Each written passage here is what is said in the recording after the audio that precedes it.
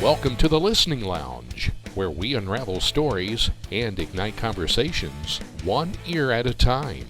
Here's your host of the Listening Lounge, Drk-Dun.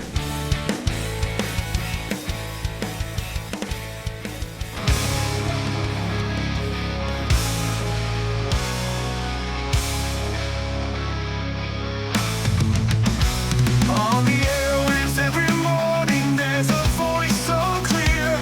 Dustin is his name, bringing news far and near. With a mic in hand and a story to tell, he keeps the world informed, doing it so well. Dustin Fuller, the journalist we trust. In the world of breaking news, he's the first and the must. From headlines to the heart, he's the voice we hear. Dustin Fuller, bringing the truth so near.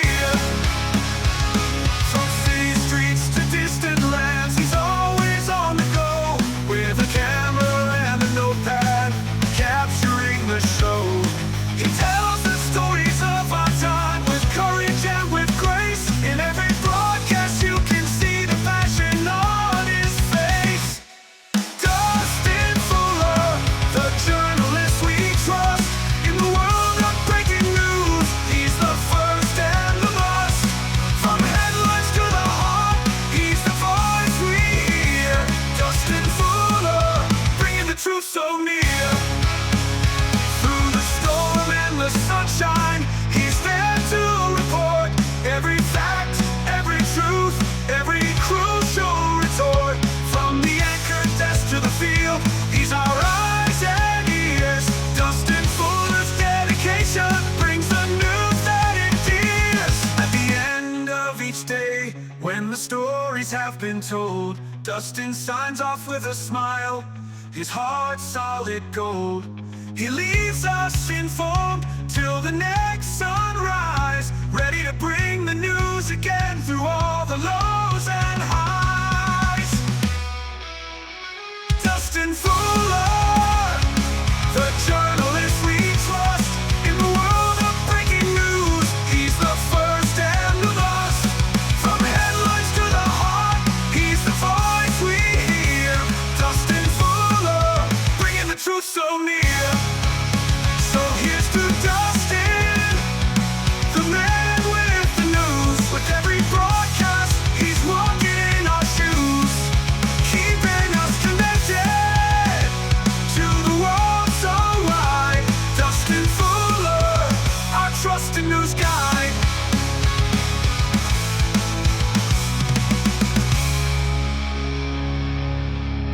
Welcome to the Listening Lounge, where we unravel stories and ignite conversations one ear at a time. I'm your host, Drk-Dun, and thanks for joining us here on the Listening Lounge. You can catch all episodes of the Listening Lounge on Facebook, Instagram, the YouTube channels RJ on the Air and the Listening Lounge, as well as Spotify. Missed an episode? Hey, no worries. All past episodes are archived and available on Facebook, both YouTube channels and Spotify. And also keep an eye on the Facebook, Instagram, and Spotify pages following the pod for audio highlights from the lounge. Now, if you would like to support the pod and help me continue creating great content, you could donate to me on Patreon at patreon.com/Drk-Dun or on Venmo at DRK-DUN. My guest for episode number 6 of the podcast is a guy who is doing a superb job with news locally in Wayne County. I've been broadcasting for 16 years, and I cannot recall a local media outlet that has caught fire in a short amount of time, such as Wayne County Now. It's just been like a flamethrower. It's been incredible. And the man who started it all is here in the Listening Lounge with me. It's Dustin Fuller, President and CEO of ILIN Media. Dustin, thanks for joining me here on the pod, and I just mentioned how Wayne County Now has been growing by leaps and bounds since it was first launched about a month ago. It has over 1,300 likes, over 3,000 followers, and boy, I tell you what, this past month, it's been a heck of a month for you. It's been a whale of a month, and that's just social media. Double D. If I gave you the actual page view numbers, you would see how gangbusters it's starting to go. Well, you can tell me those numbers if you want. Well, let's just see. Last week, we were averaging over 4,000 page views a day on our website. Last 2 days, so far, looking at Tuesday, Wednesday, we've had over 8,500 both days, just the last 2 days.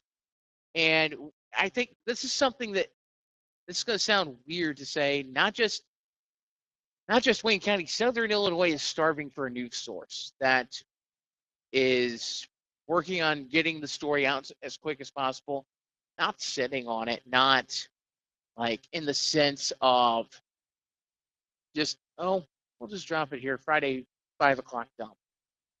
They want their news now. That's the whole idea of Wayne County Now is you don't have to wait until 6:15, 7:15, 12:15, or 5 for news. You can listen to news anytime, whether it's 2 a.m., which some people do listen at 2 a.m. We have our stuff available through Facebook and YouTube, but also on Spotify, iHeart, or wherever you get your podcasts. And Dustin, I was wondering, since I know analytics are huge, and obviously analytics have really helped you out in terms of determining the success of Wayne County Now. And are you surprised by these numbers, or are you thinking, I expected these numbers anyway? What I was expecting was a gradual jump. The way it's happened is not the way I expected it. And I think part of that is people are learning that we're providing real news on Wayne County Now. It's not just, oh, the press release from ISP or anything of that nature. We're in the courtroom. We're out on the street. We're at the meetings. We're reporting on things as they're happening. So, like, I will tell you, for example, some of the board meetings that I go to, I'll take my iPad or my iPhone, I'll jot down stuff, say there's a closed session. While that closed session is going on, I'll upload the first part of the story, and I will tag the end of that story saying there will be more to come following. Check back for more. And people have found that out, that's something that we're doing at Wayne County Now.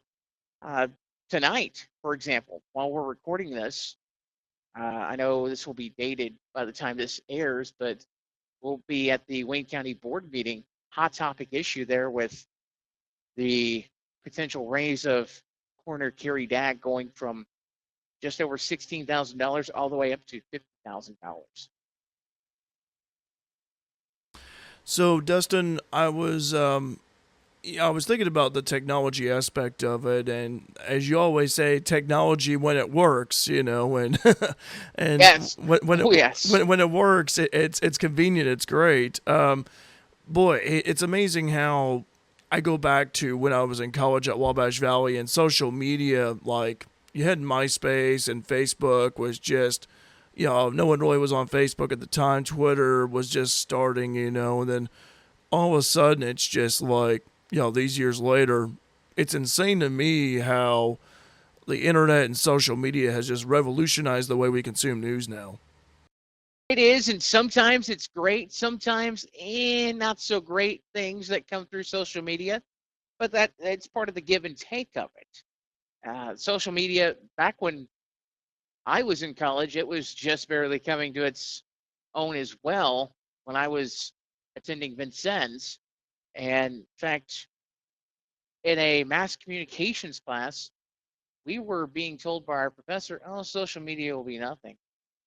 I think that professor might be revisiting that statement. Yes. Yes. Social media has become a huge thing. I mean, look at what, say, Mule Nation and Bobcat Nation that Claire has over at RJ Marketing. Like, while you guys are doing games, because I know, Derek, you do some of the games on Mule Nation and Bobcat Nation. I've done a few. Get to find out where people are watching from. We get to have a little bit of fun with our audience Absolutely. over there. And I know when some of the things we have going on with severe weather coverage. We're able to see some storm reports that way, and so much has changed, like text messaging now. Not just not just on the phone. We have it to where we can pull it up on a computer and look at it that way and go off the screen and say we have storm photos sent in. We can load them into the streaming system within seconds. Yeah, it's just absolutely crazy. I was wondering, before Wayne County now and before, moving to Fairfield, somehow, somewhere along the way, your media career started. And I don't know the story, but I'd like to hear from you. What inspired, what encouraged you to pursue a career in broadcasting? So I originally, when I was a little kid, wanted to be a meteorologist.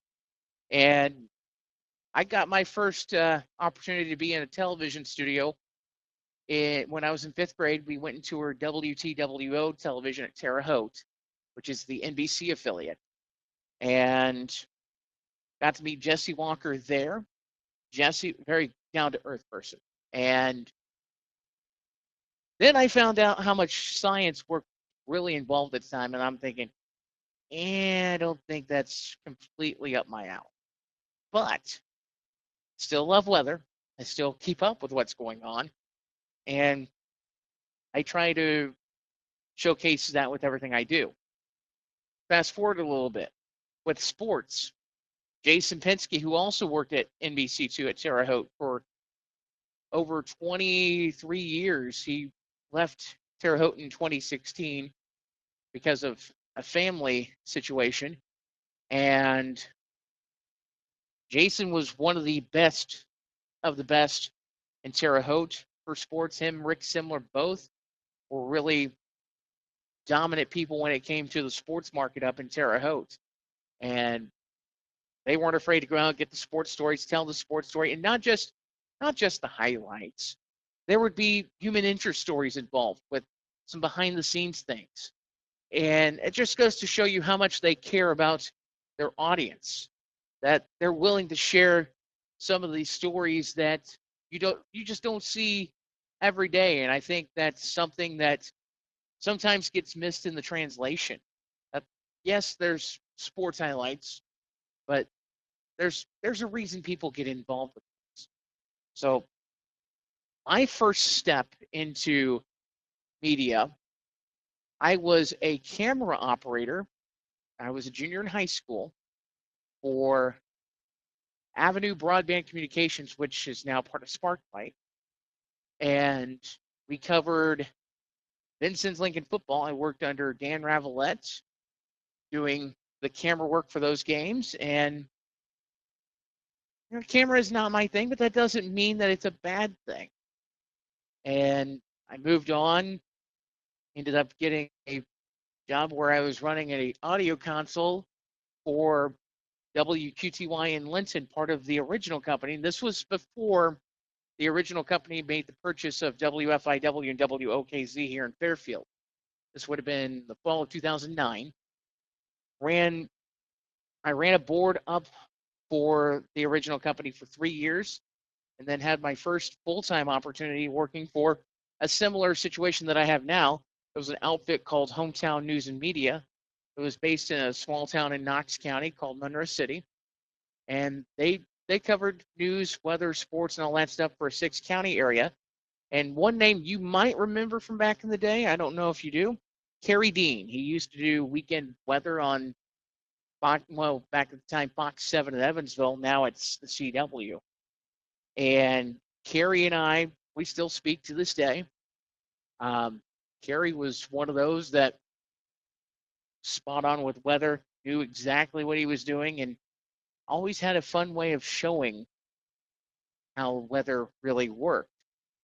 So that also added to my love of weather. But then I decided to go back to do radio full time with the original company, and I was an on-air DJ up at WTYE in Robinson for about a year and a half, 2 years. And then I stepped away for a little bit and had some family things I had to take care of. And when I went back, went back to doing more so news and doing news, weather, sports, all that stuff that, say, Darren Connell will do on weekends over at WFIW, or um, some of the other part-timers that have worked at WFIW in the past. So having that, done that for several years, in the fall of 22, late fall, I had learned that WFIW was looking for a news director, and WFIW at the time, the parent company, was looking for someone and having a problem finding someone to take the position. So I offered to step in, and I was told in January that I could have the position, and I moved down here in February, or was at least working down here in February. Just got moved down here on March the 25th. And March 31st, you have the big tornado emergency up in Robinson. And to me, it's like, whoa, it's right there. I had just moved from Robinson down to Fairfield. And to know how that just happened like that, Robinson got hit really hard that night. And I remember being on the air over at FIW, and we were talking about the fact that I was looking at a tornado emergency, and that's not words they use very often at the Weather Service. Not at all. So when you see that, or in the warning, large and dangerous tornado observed on the ground, they don't use that unless there's something there. So it was one of those things that, for me, doing weather coverage, it's a community service in the sense of we're there to help serve and protect in a way.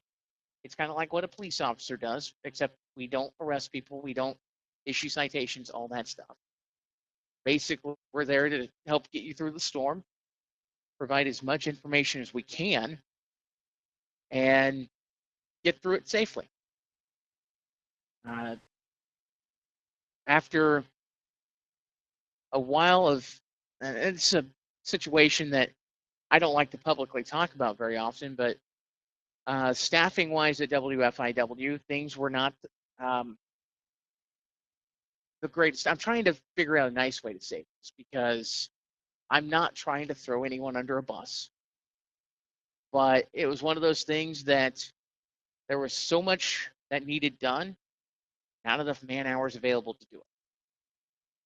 And it was interfering with the whole reason I moved down to Fairfield, which it's sad to say that, but in all reality, I still have nothing but respect for the original company in that manner, and I wish them to succeed. Granted, we're in competition, but that doesn't mean competition's not a bad thing. Actually, kind of makes the product better, because if you got someone you're competing with, you're going to do your best on the product, and you're going to present the best product to the community. Well, I was going to say, by the way, this is Dustin Fuller of the Listening Lounge.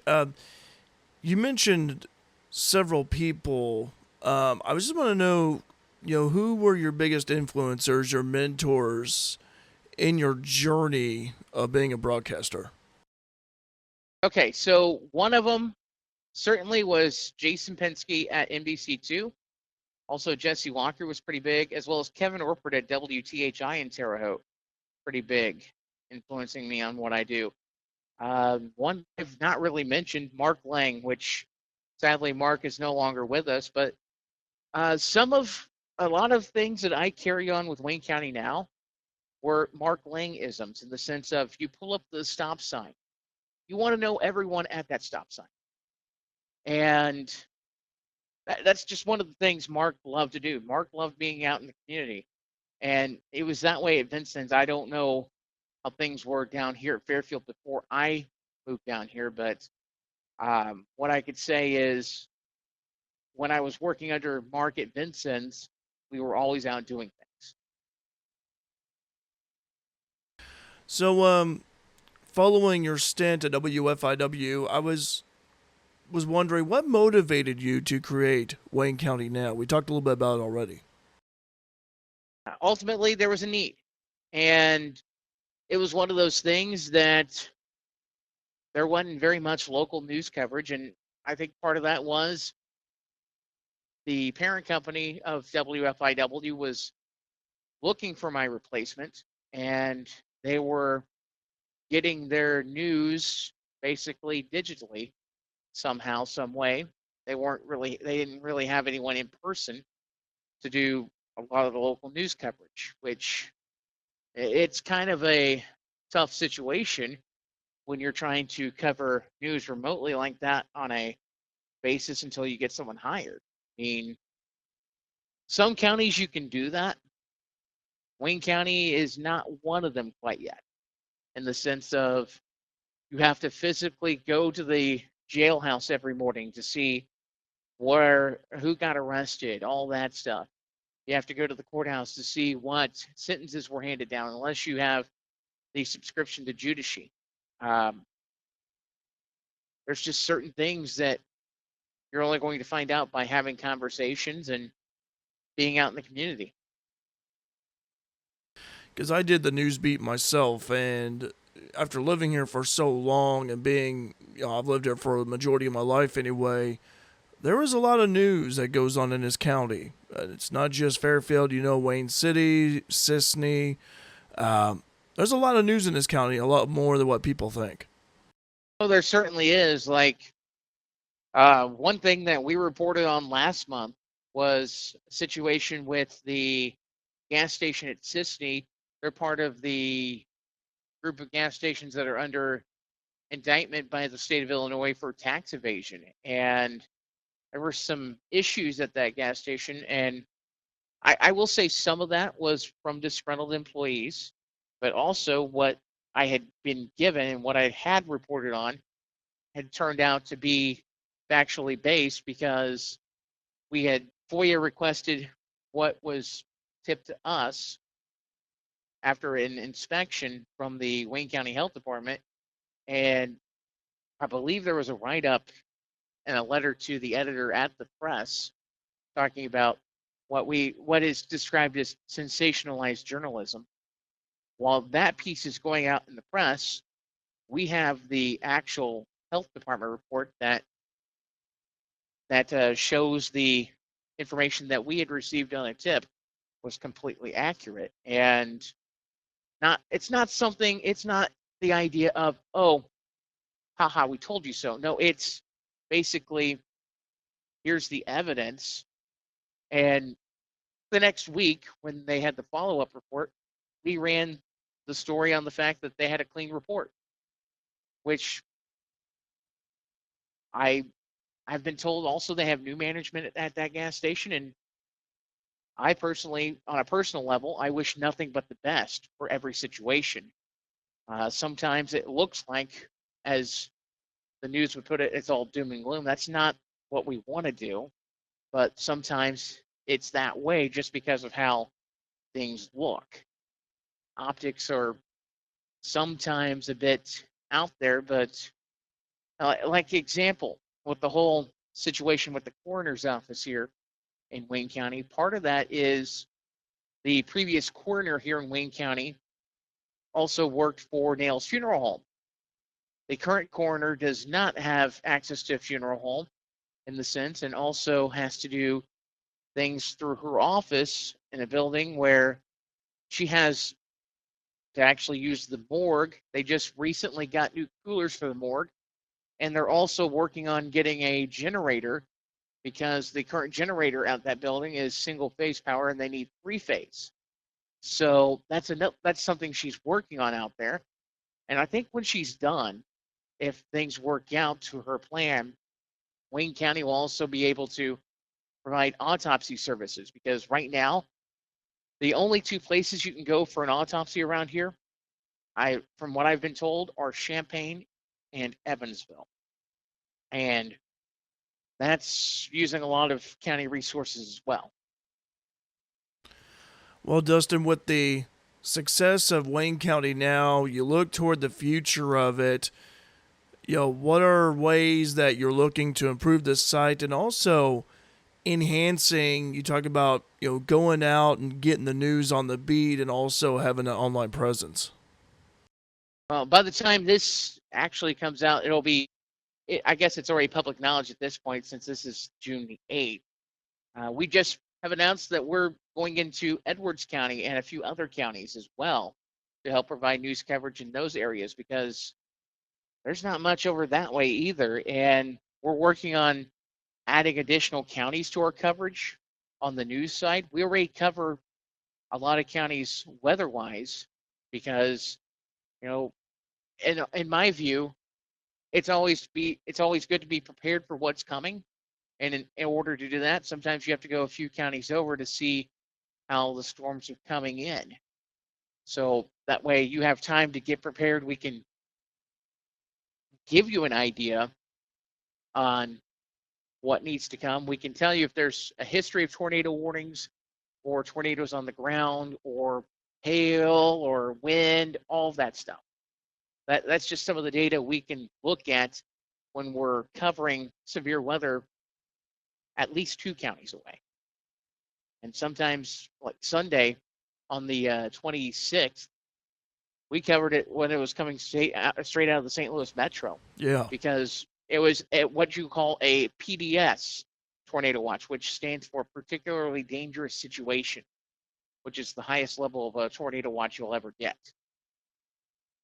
And Dustin, ever since then, ever since Sunday, it's, I look at social media. Like I remember reading your post after the, severe weather event and the comments that were pouring in, just many compliments. I've had people tell me in person how it was professional, how we did a great job. And I always say when it comes to severe weather coverage, based on my personal experience, doing it with you and also on the radio, when you have people compliment you on your coverage, in my world, that means you're doing the right thing. You are rocking it. And it's also, we talked about the local news and information aspect. That's what people crave. It is. I mean, that's what people want around here. And I'm not trying to throw any news source around here under a bus. That's not what this is intended to be. But it's one of those things that I'm glad we're able to provide that coverage, that level of coverage that the community wants. And I'm not going to say we're perfect. Nothing's perfect, but we try to do the best we can. So, Dustin, got a few more minutes here left to go. We're talking about severe weather here since we're on this topic. I actually saw a couple of things here recently that really jumped out at me. I saw a post from January 1st of this year to May 27th. There was a count of 1,919 tornado warnings issued in our country. And then I've never seen this from the National Weather Service, but there was a storm in Texas recently, and it was producing, I kid you not, DVD-sized hail. And I was like, what? And it's like about 5-inch in diameter. I think the spring severe weather season, I don't think I've seen anything like this. No, we really haven't. In the sense of, we've been relatively lucky here in Fairfield. I mean, we've had some damage south of town, up in Sisney. We've had damage up that way when we had power poles snapped, I think 36 of them to be exact. And south of town, we've had a roof blown off a barn. Just in the last round of severe weather up in Clay and Marion counties, they had a tornado there. There was another tornado in Lawrence County up around Sumner and Bridgeport area. And then just today, when we're recording this, they ruled that there was a tornado in Grayville that crossed over into Gibson County, Indiana, that was on the ground for about 22.5 miles. Yeah, I tell you, we kind of begin to wonder here. We're about we're about nearly the halfway point of the year. We're not certainly at the halfway point yet, but you kind of wonder what the second half of the year is going to look like. I it's going to be one of those things that I'm just going to tell you, buckle up. It's going to be a bumpy ride at times, but instead of being in fear of it, it's one of those things that we can help you ride it through. Because I remember going back to the severe weather coverage that we did recently, one of the comments, and I shared it with some meteorologists in our region. Like I cite Wayne Hart as a big influence, and Bo Dodson. I remember we mentioned him, and one of the comments was, we're like that big old security blanket, and Yes. that really jumped out at me. And I shared that comment because we are like that big old security blanket. Because I know someone, for example, I have a friend who has this fear, this phobia of storms, and she's always asking me before the storms hit, hey, what's the storm? What's the time frame? And then there was people on the live chat, I remember, that were nervous about it. And so for us to present this information that is crucial, that is vital to those people, I tell you what, it's like we are the messengers here, and we're just delivering the facts as it is. And sometimes the facts will change right before our very eyes. Like, for example, we could put a track on a storm that appears to be heading for Fairfield. That storm could dissipate. So, I mean, sometimes we're looking 2-3 hours ahead, saying, hey, this might be headed our way. And sometimes it dissipates, sometimes it strengthens. Like the night that Sisney got hit with the 36 power poles knocked down, closing US 45 and the 161 extension. It was one of those things I saw come out of St. Louis immediately. I saw the bow on the line. I'm like, that is headed straight for Wayne County. And it hit Sisney, hit northern Wayne County pretty hard. Well, Dustin, let's wrap this up here. Is there anything else you want to talk about? I know we talked about Wayne County now, your broadcasting career, severe weather. Anything else you want to mention you haven't mentioned at all? Really, best thing about local media is the decisions are made locally.